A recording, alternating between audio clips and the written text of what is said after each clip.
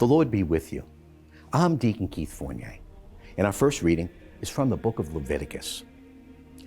Yahweh spoke to Moses on Mount Sinai and said, "You will count 7 weeks of years, 7 times 7 years. That is to say, a period of 7 weeks of years, 49 years. And on the 10th day of the 7th month, you will sound the trumpet. On the day of expiation, you will sound the trumpet throughout the land. You will declare this 50th year to be sacred and proclaim the liberation of all the country's inhabitants. You will keep this as a jubilee. Each of you will return to his ancestral property, each to his own clan. This 50th year will be a jubilee year for you. In it you will not sow, you will not harvest the grain that has come up on its own, or in it gather grapes from your untrimmed vine. The jubilee will be a holy thing for you. During it, you will eat whatever the fields produce. In this year of Jubilee, each of you will return to his ancestral property. If you buy land from or sell land to your fellow countrymen, neither of you may exploit the other. In buying from your fellow countrymen, you will take account of the number of years since the Jubilee.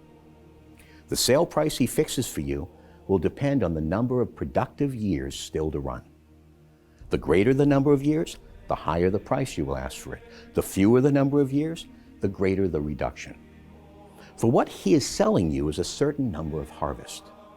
So you will not exploit one another, but fear your God, for I am Yahweh, your God." And our response is from Psalm 67.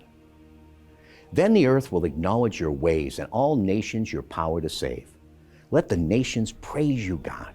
Let all the nations praise you. Let the nations praise you, God.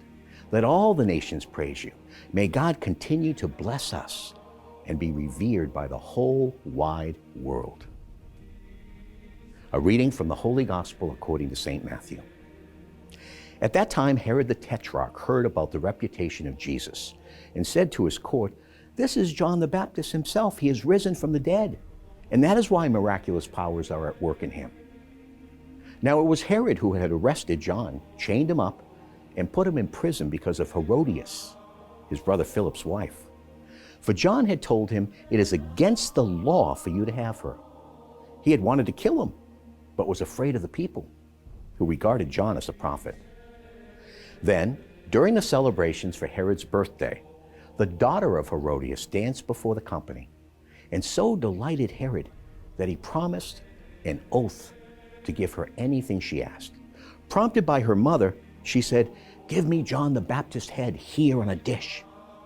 The king was distressed, but thinking of the oaths he had sworn and of his guest, he ordered it to be given her, and sent and had John beheaded in the prison. The head was brought in on a dish and given to the girl, who took it to her mother. John's disciples came and took the body and buried it. Then they went off to tell Jesus. The Gospel of the Lord.